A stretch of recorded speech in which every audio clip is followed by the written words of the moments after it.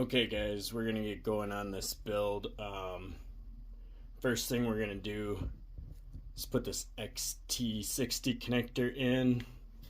I already have a ESC mounted on here. You can use a 20x20 or 30x30 ESC, doesn't matter, most stuff should fit in there. The way these pods are designed, it's gonna route your motor wires out the back, it's gonna route your power cable out the side. After kind of playing with this seemed like the most aerodynamic place to have your battery connector come out the back alongside the battery here, and then we can just plug in there. The blue thing here is a spot for a zip tie for strain relief in that cable, so if you get in a hard crash or something, it doesn't rip the cables off your ESC. I sort of preformed this cable, I figured out where it was going to go, and then I kinked it a little bit, and I sort of routed it, bent it around so it's going to flow alongside this battery box and then up and around this cable grip. And I'm going to kind of measure the length that I need. I really don't want like excessive amount, just enough where it's not going to fight you getting the battery off and on. So I think I'm going to start with this red lead. It's important to look at your ESC and keep the red to your positive pad and black to your negative pad. And this looks like about an appropriate length, I guess. So I am just going to get my wire cutter in here. Maybe I'll try to get this more in the center of the camera here.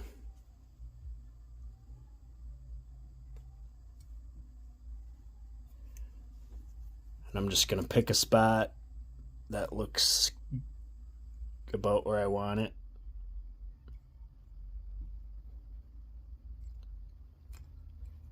And I'm going to chop this off. It's pretty tough.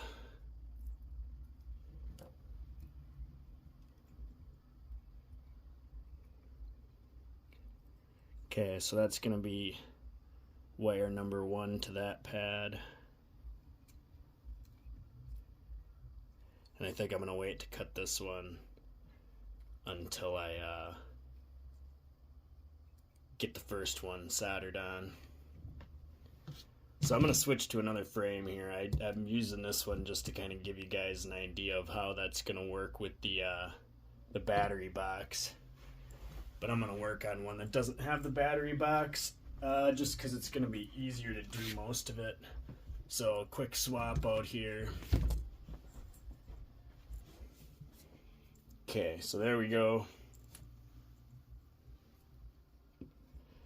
I don't know, maybe I want to cut this all right away.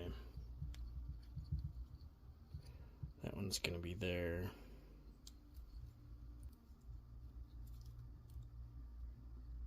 This one's going to be here.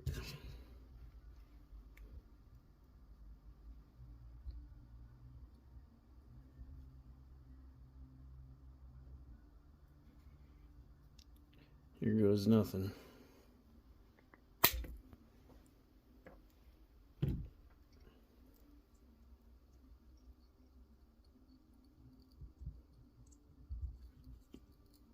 It seems pretty good.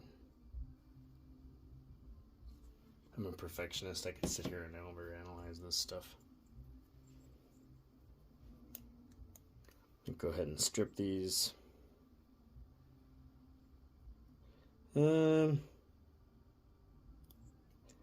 You don't want to strip too much. So that's about enough. See how I'm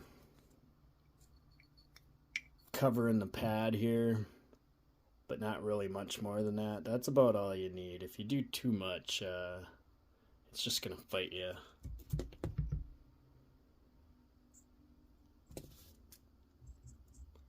And then you're gonna have too much open metal that can short out on things. It's about the same.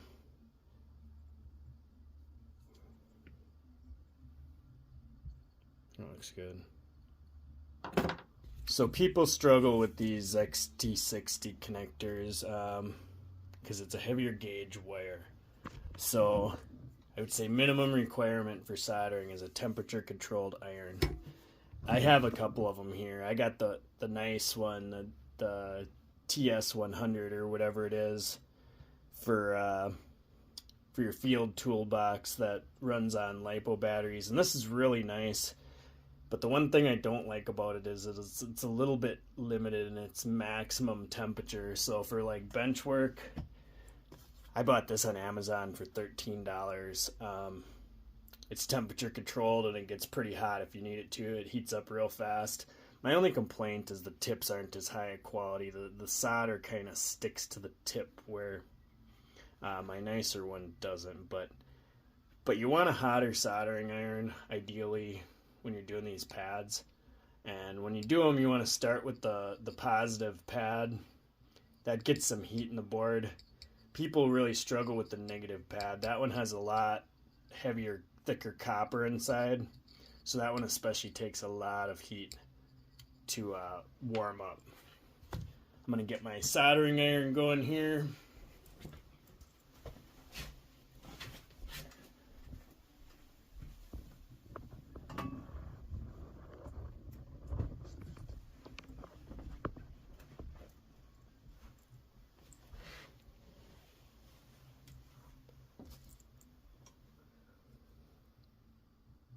Okay, so see, this is 480 degrees Celsius. That's hot. And that's what we want for doing these big connections. You want good solder. This is stuff I bought from Pyrodrone. A lot of the cheap stuff you find on Amazon is just not good. Spend a little extra and get some good solder. Get some good flux. People will say you don't need flux. It is true, you can get it to work without flux, but it will always work better or turn out better if you are using flux. It's like making a peanut butter and jelly sandwich and not using jelly. You can still eat a peanut butter sandwich, but it's better if you put the jelly on peanut butter and jelly. That's kind of my philosophy with flux. If you got it, use it. If you don't have it, it's still going to work if you have a good rosin core flux. This is probably heated up already pretty well.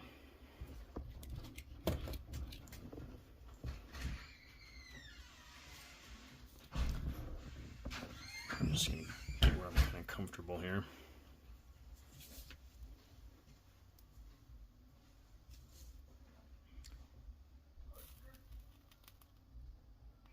So I'm going to let it heat that wire up for a little bit. This is thicker wire, so it's going to take a little while.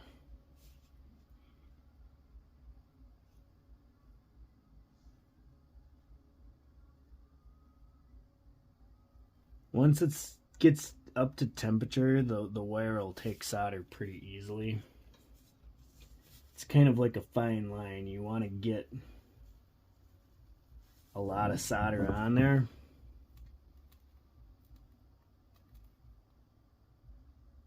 But you don't want to get it so hot and put so much in that the solder wicks back behind the insulation.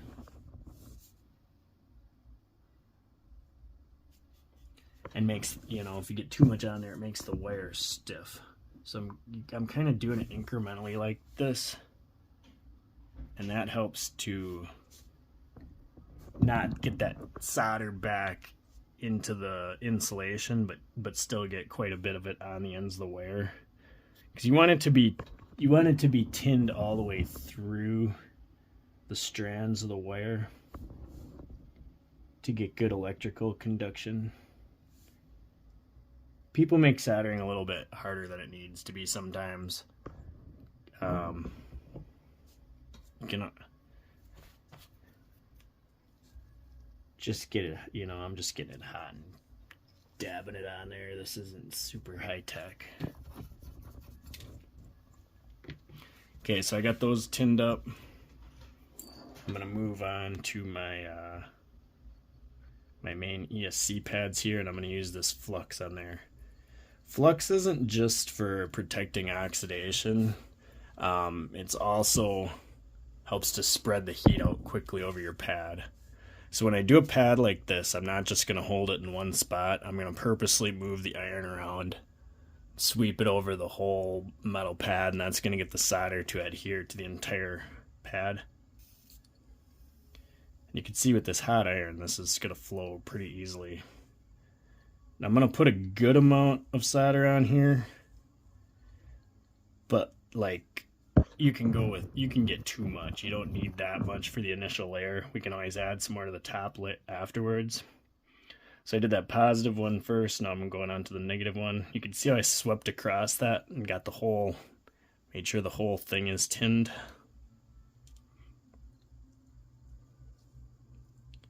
And here again, I'm adding getting a pretty good dab of this solder on there.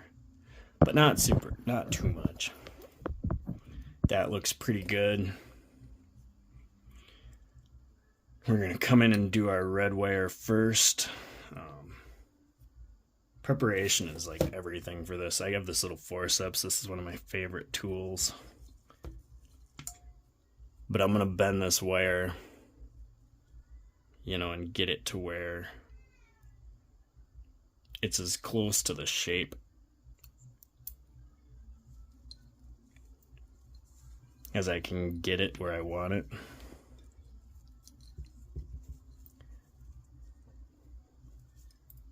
And I'm going to find a good way to hold this. This looks like maybe a good angle to come in here. I'm probably going to angle this on here like this.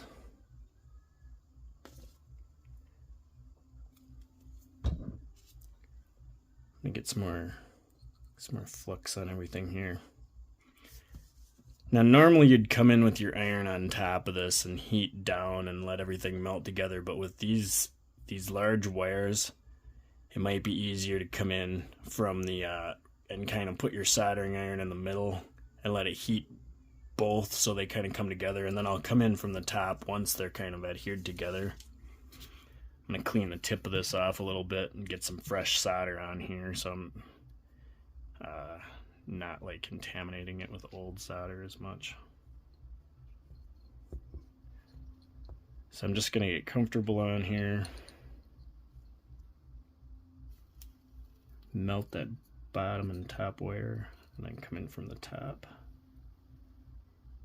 You can see I held it there for a while. You just let everything flow together good.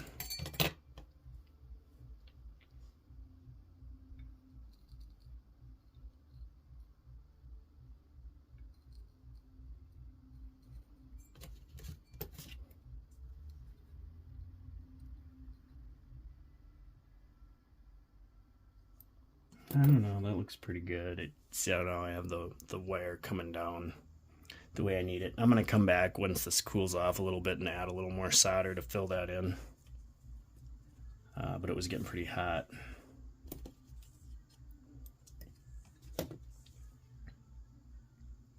These components can take like a fair amount of heat, though. You don't have to, you can see I was on there with that heat for a while. You don't have to rush too much. Get some fresh solder on here. Come back in here with my tweezers.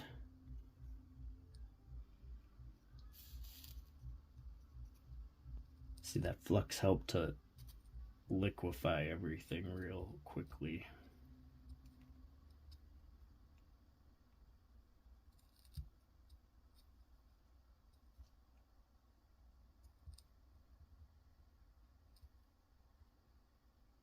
You want to hold everything still when solder cools.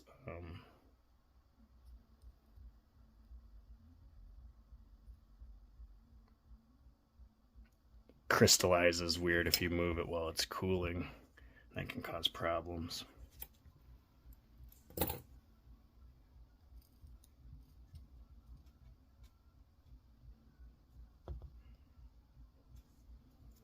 Just trying to get the bend in that wire right. That's why I'm reheating it a couple times.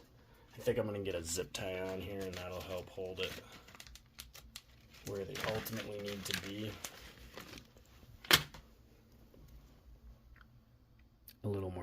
Be a little more positive. That's where I want everything, I guess.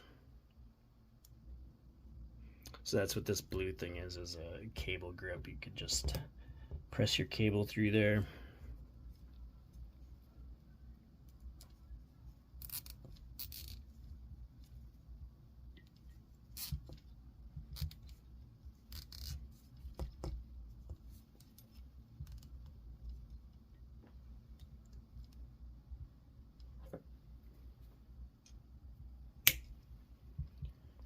We'll snip that off.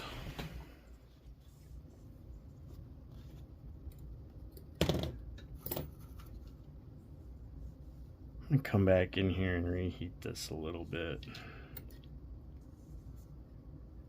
Just kind of get it where I want it now that that cable's holding it.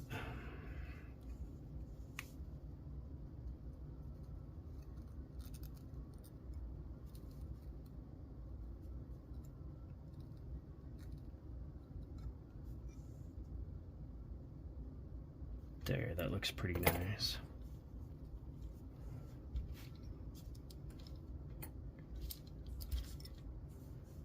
I'm gonna bulk this up like a little bit with some extra, but you don't need to go too crazy with it.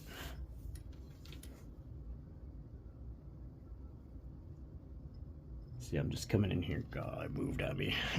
You gotta be quick so it adds some extra but doesn't move where you anchored the wire. I'm gonna move that back over the pad a little bit. You can see how if you mess it up a little bit though, you can always come back and fiddle with it. Solder's not like the most permanent thing. You don't have to fear mistakes that much.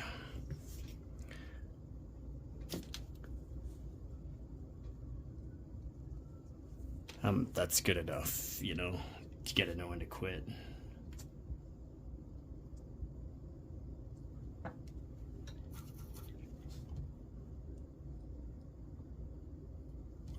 That looks pretty good.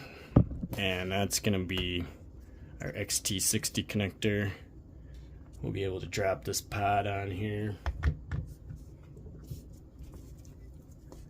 That's just gonna feed out the side. So, looks good.